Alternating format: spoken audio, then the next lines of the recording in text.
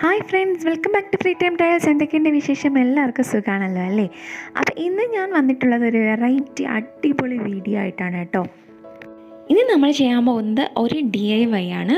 Frozen floral ice ball ഒരു അടിപൊളി ഐറ്റമാണ് കേട്ടോ. അപ്പോൾ നമുക്ക് ഈസി ആയിട്ട് തന്നെ നമുക്കിത് ഉണ്ടാക്കിയെടുക്കാൻ പറ്റും. അതുപോലെ തന്നെ നല്ലൊരു വെറൈറ്റി ആയിട്ടുള്ളൊരു ഐറ്റമാണ്. അപ്പോൾ നിങ്ങൾ ആരും സ്കിപ്പ് ചെയ്യാണ്ട് മുഴുവനായിട്ട് വീഡിയോ കാണണം. എന്നാൽ നമുക്ക് ഒട്ടും വെയിറ്റ് ചെയ്യാണ്ട് നമ്മുടെ വീഡിയോയിലേക്ക് കടന്നാലോ.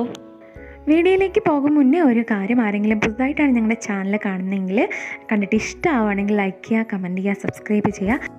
അപ്പോൾ നമ്മുടെ ഫ്ലോറൽ ഫ്രോസൺ ഐസ് ബൗൾ ഉണ്ടാക്കാൻ വേണ്ടിയിട്ട് ആദ്യമായിട്ട് ഞാൻ ഇവിടെ ഒരു വലിയ ഗ്ലാസ് ബൗൾ എടുത്തിട്ടുണ്ട്. അപ്പോൾ ഇതേപോലത്തെ ബൗൾ ഉണ്ടെങ്കിൽ അതാണ് എളുപ്പം, ഇളക്കി കെട്ടാനൊക്കെ എളുപ്പമാണ് കേട്ടോ. അപ്പോൾ ആദ്യം നമ്മൾ ഈ ഒരളവിൽ വെള്ളം എടുത്തിട്ട് ഒരു 3 hours ഫ്രീസറിൽ വെച്ച് നന്നായിട്ട് കട്ടിയാക്കി എടുക്കണം.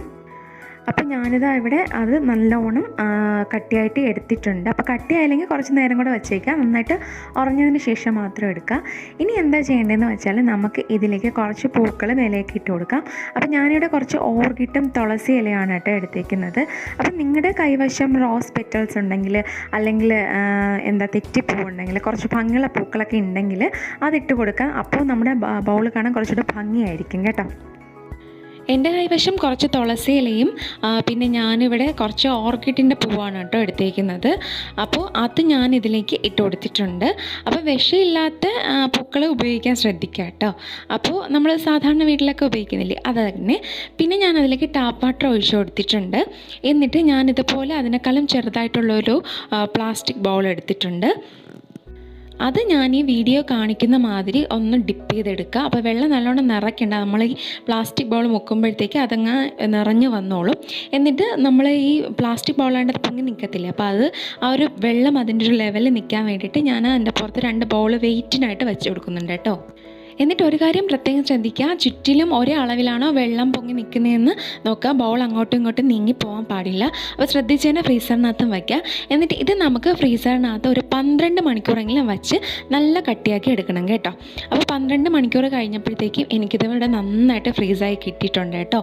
ഇനി നമുക്കിതിനെ പതുക്കെ ഇളക്കി മാറ്റാൻ ശ്രമിക്കുക. അപ്പോൾ പ്ലാസ്റ്റിക് ബൗൾ വെച്ചതുകൊണ്ട് തന്നെ വളരെ ഈസി ആയിട്ട് നമുക്ക് ഇളക്കി മാറ്റാൻ പറ്റും. അപ്പം ഗ്ലാസ് ബൗളൊക്കെ ആണെങ്കിൽ ഇച്ചിരി പാടായിരിക്കും. അപ്പോൾ നമ്മൾ അതിൻ്റെ പുറത്തേക്ക് നമ്മൾ ആദ്യം ഒന്ന് ശ്രമിച്ച് നോക്കുക. എന്നിട്ട് കുറച്ച് ടാപ്പ് വാട്ടർ ഒഴിക്കുക, എന്നിട്ടൊന്ന് ശ്രമിക്കുക. അപ്പോഴത്തേക്കും പ്ലാസ്റ്റിക് ആയതുകൊണ്ട് തന്നെ വളരെ ഈസി ആയിട്ട് നമുക്ക് ഫസ്റ്റ് ലെയർ അങ്ങ് ഇളക്കാൻ പറ്റും കേട്ടോ. അപ്പോൾ ഞാനിത് ഇവിടെ നമ്മുടെ പ്ലാസ്റ്റിക് പാത്രം ഇളക്കി മാറ്റിയിട്ടുണ്ട്. അപ്പോൾ ഇതാ കണ്ടോ, നമ്മുടെ ബൗളിൻ്റെ ഫസ്റ്റ് പാർട്ട് നമുക്ക് കാണാൻ പറ്റുന്നുണ്ട്. കണ്ടോ എന്ത് ഭംഗിയാന്ന് നോക്കി. ആ ഒരു ഐസ് ബൗളിൻ്റെ പുറത്തൂടെ തന്നെ അതിൻ്റെ ഇലയും പൂക്കളൊക്കെ കാണാൻ പറ്റുന്നുണ്ട്, നല്ല ഭംഗിയുണ്ട്. ഇനി നമുക്ക് ഈ ഗ്ലാസ് പാത്രത്തിൽ നിന്നും കൂടെ നമ്മുടെ ഐസ് ബൗളിനെ ഒന്ന് ഇളക്കി മാറ്റണം. അപ്പോൾ ഇത് ഇളക്കാൻ വേണ്ടിയിട്ട് നമുക്ക് ഇതിൻ്റെ പുറത്തേക്ക് ടാപ്പ് വാട്ടർ നല്ല ശക്തിയോടെ ഒഴിച്ചു കൊടുക്കാം. അപ്പോൾ കുറച്ച് നേരം ഒഴിക്കുമ്പോഴത്തേക്ക് അത് അതിൽ നിന്ന് വിട്ട് വരും കേട്ടോ. അപ്പോൾ വളരെ ശ്രദ്ധിച്ച് നമ്മൾ അതിൽ നിന്ന് ഇളക്കിയെടുക്കുക, അല്ലെങ്കിൽ പൊട്ടിപ്പോവാൻ ചാൻസ് ഉണ്ട്. നമ്മൾ ഇത്രയും കഷ്ടപ്പെട്ടിട്ട് അത് പൊട്ടിപ്പോവാൻ പാടില്ലല്ലോ. അപ്പോൾ ഇതാ കണ്ടു, നല്ല ഭംഗിയായിട്ട് വന്നിട്ടുണ്ട്. നമ്മൾ ആദ്യം വെള്ളം വെച്ച് 3 hours ഫ്രീസ് ചെയ്തില്ല, അതുകൊണ്ട് തന്നെ അതിൻ്റെ ബേസൊക്കെ നല്ല കട്ടിക്കിരിപ്പുണ്ട്.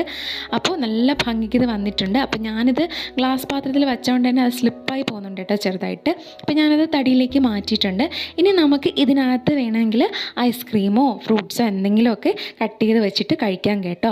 നല്ല ടേസ്റ്റാണ്, ഇതിൽ വെച്ചിട്ട് കഴിക്കുമ്പോൾ ഒരു പ്രത്യേക ടേസ്റ്റാണ് കേട്ടോ. ആ ഒരു തണുപ്പ് എല്ലാം നമുക്ക് ഫീൽ ചെയ്യും.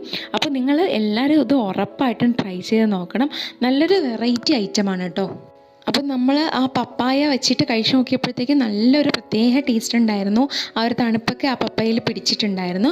അപ്പം നിങ്ങൾക്ക് ഇത് അലിഞ്ഞു പോകുന്നതിന് മുമ്പ് വേണമെങ്കിൽ നമുക്ക് ഫ്രീസറിനകത്ത് തന്നെ വെച്ച് സൂക്ഷിക്കാം കേട്ടോ. അപ്പോൾ കൂടുതൽ ദിവസമൊന്നും ഇരിക്കത്തില്ല.